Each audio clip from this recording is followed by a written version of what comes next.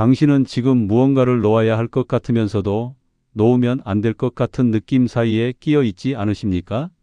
예를 들어보겠습니다. 30년을 바친 직장에서 명예퇴직을 권고받은 남자가 있습니다. 그는 밤마다 잠을 이루지 못합니다. 머릿속에서 같은 장면이 반복됩니다. 내가 그 자리에 있을 때 더 잘했어야 했는데, 조금만 더 버텼어야 했는데, 그런데 한편으로는 이런 목소리도 들립니다. 이제 그만해도 되지 않을까? 이 싸움이 도대체 무엇을 위한 것인가? 또 다른 사람이 있습니다. 오랫동안 꿈꿔온 사업이 결국 문을 닫게 된 여자입니다. 그녀는 주변 사람들에게 이렇게 말합니다. 이제 내려놓았어요. 괜찮아요. 그러나 밤이 되면 다시 핸드폰을 켭니다. 경쟁자의 SNS를 확인합니다. 저 사람은 왜 됐고 나는 왜 안 됐을까? 내려놓았다고 말했지만 사실은 내려놓지 못한 것입니다. 이 두 사람의 공통점이 무엇인지 아십니까? 그들은 내려놓음과 포기를 구별하지 못하고 있다는 것입니다. 그리고 그 구별을 하지 못할 때 인간은 가장 깊은 혼란 속으로 빠져듭니다. 내려놓아야 할 것을 붙들고 있거나 끝까지 붙들어야 할 것을 놓아버리거나 이 두 가지 실수가 한 사람의 삶 전체를 소진시킵니다. 오늘 이 혼란을 정면으로 들여다보겠습니다. 그리고 그 답을 200년 전 유배지에서 붓을 들었던 한 사람의 삶에서 찾아보겠습니다. 우리는 왜 내려놓지 못하는가? 내려놓지 못하는 사람들에게 이렇게 물으면 대부분 같은 대답이 돌아옵니다. 내가 이걸 포기하면 지금까지 한 게 다 물거품이 되잖아요. 이 말 속에 심리학이 숨어 있습니다. 이것을 행동경제학에서는 매몰 비용의 오류라고 부릅니다. 이미 쏟아부은 시간과 돈과 감정이 아까워서 앞으로도 계속 투자를 멈추지 못하는 것입니다. 그러나 냉정하게 생각해 보십시오. 이미 쓴 10년은 앞으로의 10년을 어떻게 써야 하는지에 대한 근거가 되지 않습니다. 과거의 시간이 미래의 선택을 정당화할 수는 없습니다. 그런데 왜 우리는 이걸 알면서도 놓지 못할까요? 거기에는 집착이 있습니다. 집착은 단순히 원하는 것이 아닙니다. 집착은 그것 없이는 내가 누구인지 모르겠다는 두려움에서 옵니다. 직함이 없어진 사람이 자신을 어떻게 소개해야 할지 모르는 것, 관계가 끊어진 사람이 혼자 남겨진 자신을 감당하지 못하는 것, 그 두려움이 집착을 만들고 집착이 내려놓음을 막습니다. 또 하나가 있습니다. 보상심리입니다. 우리는 어린 시절부터 이렇게 배웠습니다. 열심히 하면 반드시 결과가 온다. 포기하지 않으면 이긴다. 이 믿음은 때로는 사람을 버티게 합니다. 그러나 때로는 이 믿음이 독이 됩니다. 나는 충분히 희생했으니까, 충분히 노력했으니까, 반드시 보상받아야 한다는 당위감. 이것이 현실과 충돌할 때 인간은 분노하거나 무너집니다. 그리고 정의감도 있습니다. 내가 옳은 방향으로 걸어왔는데 왜 결과가 이렇게 나쁜가? 이 억울함은 강렬합니다. 세상이 불공평하다는 느낌, 나만 손해를 봤다는 느낌. 이 감각이 사람을 오랫동안 잡아둡니다. 그러나 여기서 중요한 것을 짚어야 합니다. 내려놓지 못하는 이유 중 진짜 이유는 따로 있습니다. 그것은 이것입니다. 내려놓음을 패배로 착각하고 있다는 것입니다. 우리는 문화적으로 내려놓는 것을 포기하는 것과 동일하게 배웠습니다. 지는 것이라고 배웠습니다. 약한 것이라고 배웠습니다. 그래서 내려놓는다는 선택 자체가 자존심을 건드립니다. 그러나 그것은 착각입니다. 내려놓음은 패배가 아닙니다. 내려놓음은 선별입니다. 덜 중요한 것을 놓아서 더 중요한 것을 쥘 수 있게 되는 것, 그것이 진정한 내려놓음입니다. 그리고 이 진실을 가장 선명하게 증명한 삶이 있습니다. 1801년 강진으로 유배된 정약용의 삶이 바로 그것입니다. 그는 조선 최고의 지식인이었습니다. 정조의 총애를 받았고 개혁을 꿈꾸었으며 실제로 세상을 바꿀 수 있는 자리에 있었습니다. 그러나 정조가 갑자기 세상을 떠났습니다. 그리고 그 모든 것이 하룻밤 사이에 사라졌습니다. 관직도, 명예도, 가족과의 일상도, 정치적 가능성도. 그는 그 자리에서 무너질 수도 있었습니다. 분노할 수도 있었습니다. 복수를 꿈꿀 수도 있었습니다. 그러나 그는 붓을 들었습니다. 이것이 오늘 이야기의 핵심입니다.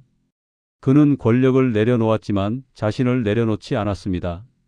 철학자들이 말하는 내려놓음의 본질. 이 문제를 더 깊이 들여다보기 위해 동서양의 철학자들이 남긴 말들을 함께 살펴보겠습니다. 먼저 마르쿠스 아우렐리우스입니다. 그는 로마 황제였습니다. 그러나 동시에 스토아 철학자였습니다. 그가 남긴 명상록은 전쟁터에서, 황궁에서 혼자 있는 밤에 스스로를 다잡기 위해 쓴 글들입니다. 그는 이렇게 말했습니다. 우리가 통제할 수 있는 것과 통제할 수 없는 것을 구별하라. 통제할 수 없는 것에 에너지를 쏟는 것은 낭비다. 통제할 수 있는 것에 집중하는 것이 지혜다. 이것을 정약용의 상황에 대입해 보십시오.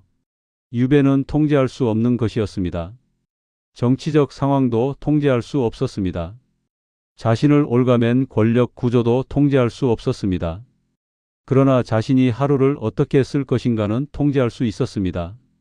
무엇을 생각하고 무엇을 기록하고 어떤 가치를 지킬 것인가는 통제할 수 있었습니다.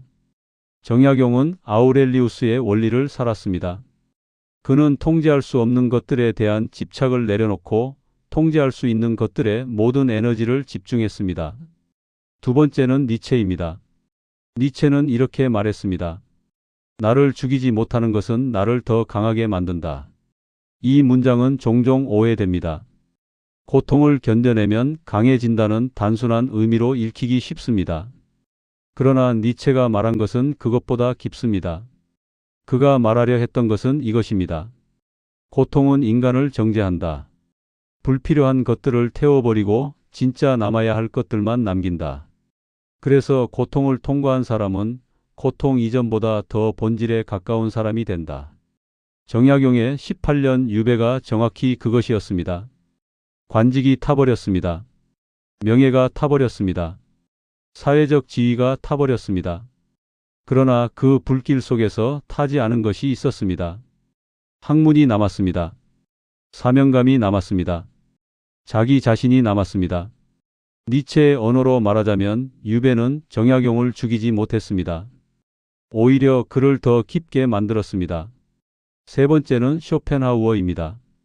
그는 욕망 자체가 고통의 원천이라고 말했습니다.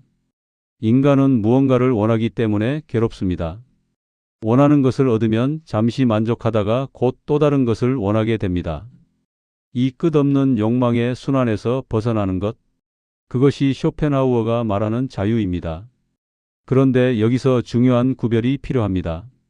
쇼펜하우어의 욕망 내려놓기는 삶에 대한 포기가 아닙니다. 그것은 외부의 것들에 대한 욕망을 내려놓고 내면의 본질적인 것으로 향하는 전환입니다. 정약용도 마찬가지였습니다. 그는 권력에 대한 욕망을 내려놓았습니다. 인정받고 싶은 욕망을 내려놓았습니다. 그러나 진리를 탐구하고 싶은 욕망, 세상에 기여하고 싶은 욕망은 내려놓지 않았습니다. 이것이 내려놓음과 포기의 철학적 차이입니다. 포기는 욕망 자체를 소멸시키는 것입니다. 내려놓음은 욕망의 방향을 바꾸는 것입니다. 덜 본질적인 것에서 더 본질적인 것으로 그 방향의 전환이 일어날 때 인간은 더 이상 외부의 상황에 흔들리지 않게 됩니다.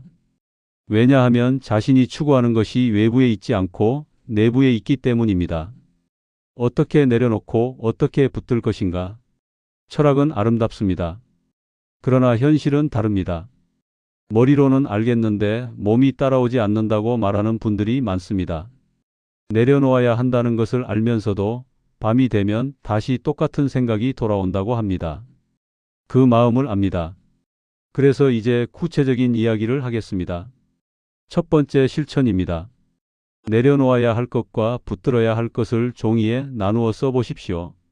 이것은 단순해 보이지만 강력합니다.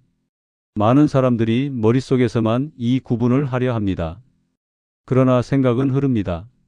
쓸 때 비로소 고정됩니다. 종이를 두 칸으로 나누십시오. 왼쪽에는 이렇게 쓰십시오. 외부에서 온 것들, 타인의 평가, 잃어버린 자리, 되찾으려는 명예. 오른쪽에는 이렇게 쓰십시오. 내부에서 나온 것들, 내가 사랑하는 일, 내가 옳다고 믿는 방향, 내가 되고 싶은 사람. 왼쪽에 있는 것들은 내려놓을 후보입니다. 오른쪽에 있는 것들은 붙들어야 할 것들입니다. 두 번째 실천입니다.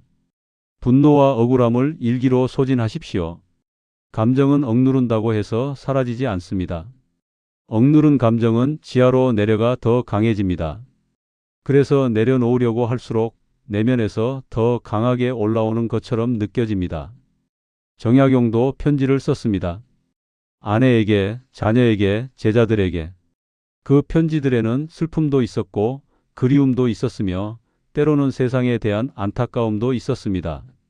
그는 그것들을 밖으로 꺼냈습니다. 꺼냄으로써 다스렸습니다. 당신도 쓰십시오. 아무도 보지 않을 종이에 억울한 것, 분한 것, 슬픈 것 다 쓰십시오. 그것이 소진되어야 비로소 내려놓음이 가능해집니다. 세 번째 실천입니다. 지금 이 순간 내가 할 수 있는 가장 작은 것에 집중하십시오. 정약용은 강진 유배지에서 거창한 계획을 세우지 않았습니다. 오늘 이 책의 이 부분을 읽겠다. 오늘 이 글을 쓰겠다. 오늘 이 제자에게 이것을 가르치겠다. 하루하루 할 수 있는 것들을 했습니다. 큰 것을 되찾으려는 에너지를 내려놓고 작은 것을 쌓아가는 에너지로 전환하는 것. 이것이 실천적 내려놓음입니다. 그리고 이 작은 것들이 쌓여서 18년 후 500여 권의 책이 되었습니다. 네 번째 실천입니다. 비교하는 시선을 의식적으로 차단하십시오. 내려놓음을 가장 방해하는 것 중 하나가 타인과의 비교입니다. 저 사람은 내 자리를 차지했다. 저 사람은 내가 이루지 못한 것을 이루었다.